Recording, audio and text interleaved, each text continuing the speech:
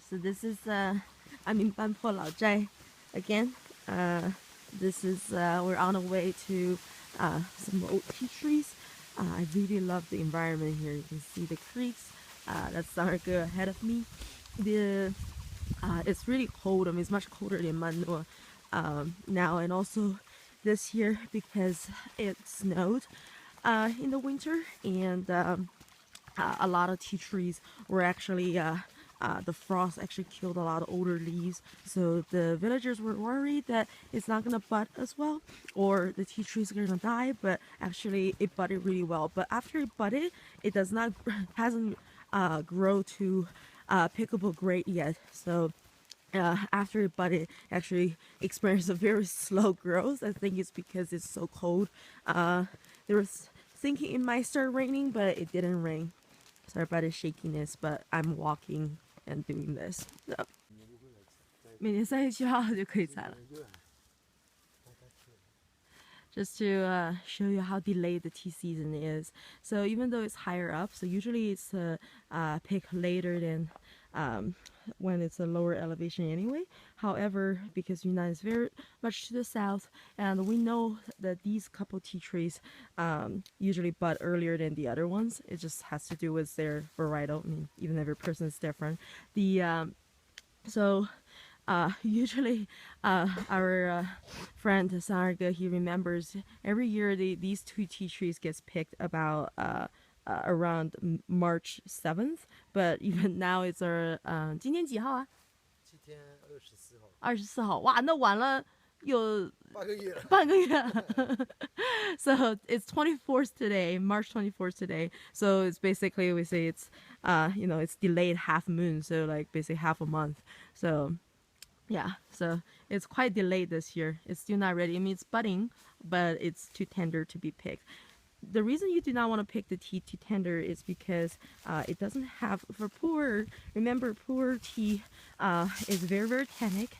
And that tannins is actually very helpful for to develop a much robust and smooth, big body taste as the tea age. So if the tea is too tender, it doesn't have enough of that initial mouthfeel. Basically, it's not complex enough. It does not have such a. It's almost like the tea hasn't reached its flavor's full potential yet.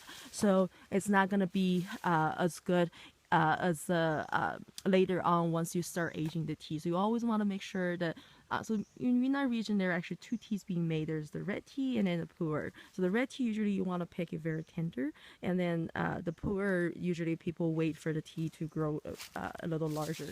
You can see in the comparison to the Jinshan Yinjin, where it was just a bud. Right now here you see the bud is already kind of semi opened up, but we want to wait for the leaf to grow just a little bit taller. So it's kind of like this. It's very general, but it's like this, and then it'll be ready to be picked. Can you hear the wind rustling the leaves? I just want to show you how awesome the environment here at Banpo Lao Zhai is. So usually where there's tea tree, there's bamboo, or vice versa. Bamboo, in China we say where there's bamboo, there's always good water, and good water gives you good tea.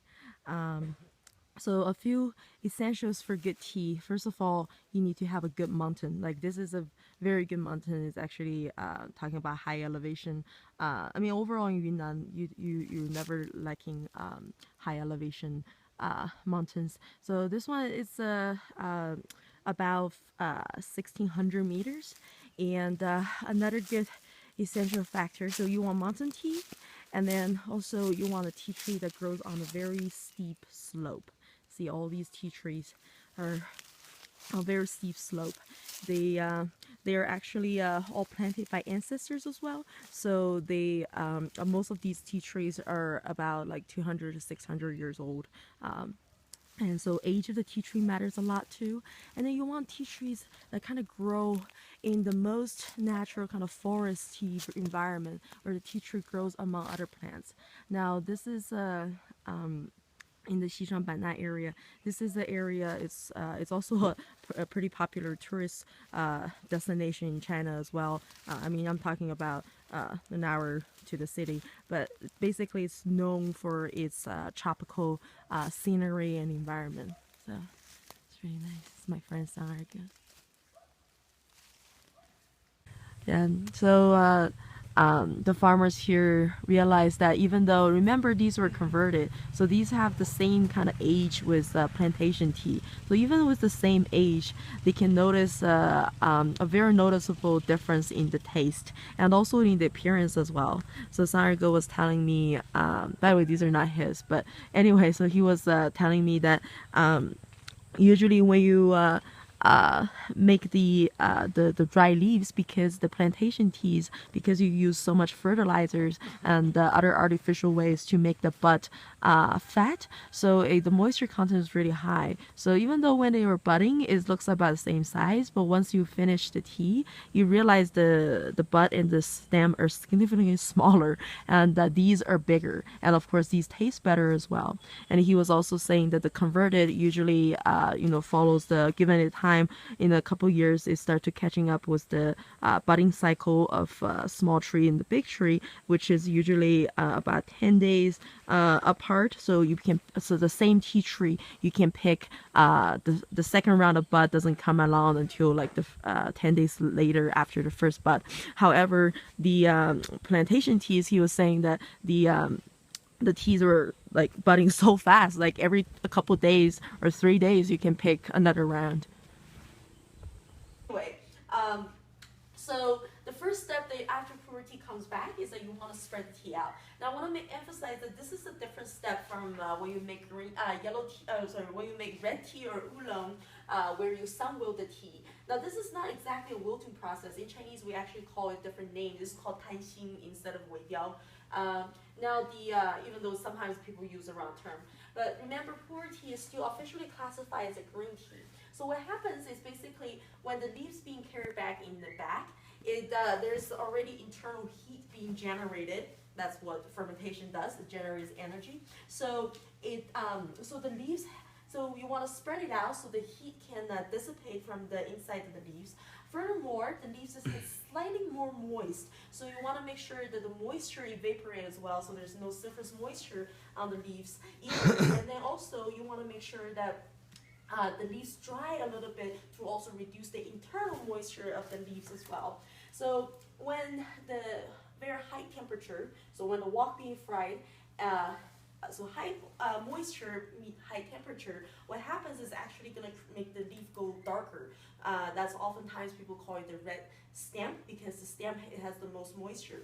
And the red stamp, especially for pu'er, is very, very commonly seen in low quality pu'er, is that you have a little bit is fine. I mean, no tea is that perfect. But if you see a lot of red stamps, the tea actually has a little bit of sweetness to it, but it's not a good sweetness. It has like that rotten fruit taste to it, which is not desirable. So basically, red stamp is a big no-no. And this is a red color that's very different from the red color you see around the edges of oolong, which is basically caused by the leaves losing too much moisture and it basically died. So it's two different things. So this is a batch of single tree pu'er that just came back. It's actually 5.4 kilos. So that will give you, so 5.4 kilo is about like a 10 pounds. And usually the pu'er yield is about like a 3.8, 3.9 to 4.1, 4.2 to 1. So this one is going to give you about 2 pounds to like 3 pounds of dry leaves. Depends on the moisture content of the tea and then the picking grade. Sometimes you need to pick out like the yellow leaves and the non-qualified ones. So usually like I would say 5 kilo of the dry leaves is about kind of like like a benchmark for a single tree. Usually like a tree needs to I mean, you never know before you pick it, but you just kind of have to eyeball it. You're like, oh, okay, this tree is probably gonna give me about 5 kilos of leaves that I can make a single tree. And this one is really good. So this one just came back. And what the first step you need to do is, of course, like spread it out on the tea tray, but also because it was in the bag and I can feel that it actually has some heat underneath. So you probably want to like just kind of flip it over to make sure that the heat actually comes out, that it does not actually trap the heat inside. And I have to say, like just by grabbing even just the fresh leaves, I can feel how sticky it is. Like it's not even before stir frying it, it's really meaty, really sticky, and that's always a sign of a really good tree. 对，看这火势往哪边着了，它不会均匀呢。是。So he's testing to see if the wok is ready to be fired. Again, this is in Nan Nuo. 哎，你的帽子还是那个，还是 Gucci 的呢。啊。帅。So let me show you. Behind it's burning log fire. See.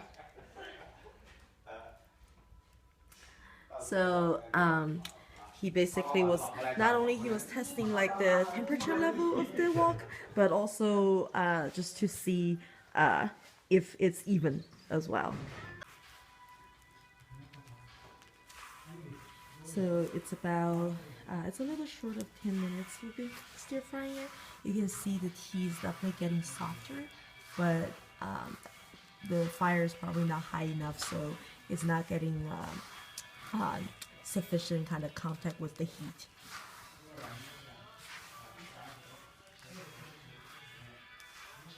可以看到你了。等一下看到他了，奥巴马的老婆来找他了。They're making dirty jokes. They're saying that because the guy is considered is quite handsome, so they're saying that if Americans saw it, then Michelle Obama is gonna come looking for him.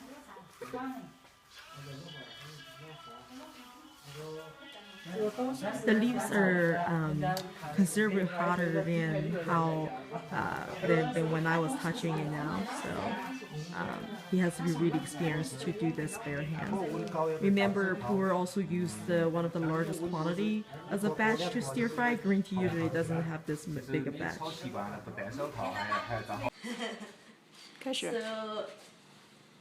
this is a batch of Pu Ers tea leaves that just came out from the wok. Rolling, the next step is basically to roll the tea, because Pu Ers leaves is relatively bigger. The necessary step of rolling the tea, other than just making it into a certain shape, is actually to break the surface membrane of the tea leaves, so there's actually the extra juices, the flavor can come up to the surface. It's a very important step in the tea making, because very well rolled tea will help to distribute the flavor of the tea equally among different brews. It's very much like kneading a dough. It's not as easy as it looks, actually. So Mr. Bai has a very unique way of straightening out the teas. We saw it last year at Galanhe, remember? So he's teaching this farmer here how to make it. So basically you want to collect the teas together and then give it just enough pressure so it has some resistance when you pull them apart, but not too tight so you don't break the leaves.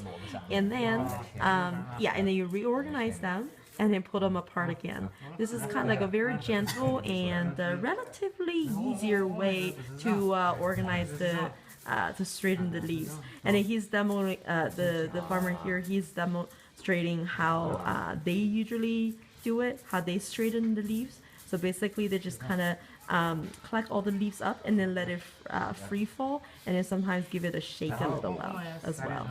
So these are like the different ways how to straighten the tea.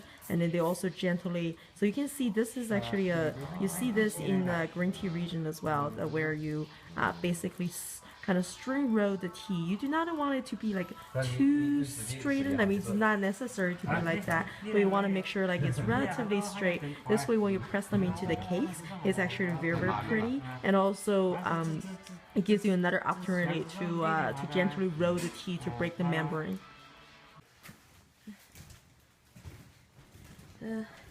This is the tea that we saw stir frying last night.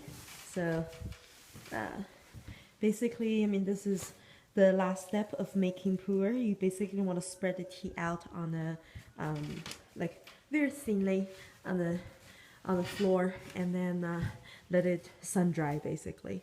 And the stronger the sun, the quicker the tea dries, the better it is. Oftentimes, you see nowadays people will build these kind of awnings. It's basically or like a cover is to just in case it rains and stuff. Even though the tea is not desirable, but at least you're able to make tea instead of not being able to make tea at all. The echo is amazing. It's a puppy. Hello, Coco. Coco. 你好可爱啊. Now we're gonna have some tea from the yakuza. I like this little setup. It's basically kind of like a damn, I don't know how to call it in English, but see, it's a it's kind of hanging and very great scenery. 干什么？收一下那个纽约那边的父老乡亲们，农民的手是这样。He was asking me to tell the people in America that even though his hand like this, but it's not because it's dirty, but because 就是洗不掉了。Yeah, like he won't, it won't get washed off because he's been picking tea for so many years, and then basically the tea has stained his hand. 你把那只手也拿下来看一下，那只手也拿下来，这个手啊，对。这手干净一点啊！这边干净。因为这个是右手。这个右手。This is the right. 榨茶叶。专门只榨叶就。Because this is the right hand, so it's a little darker than the left hand. Yeah, I mean, I know this. 我知道啊，因为我就是茶区跑下来，比如说我要是采个1-2天的茶，我的手都要洗很久才洗得掉。I know this because every tea season, as me picking more tea, it actually takes me like a few days to get the stain off my hand. This is a batch of Yako tea.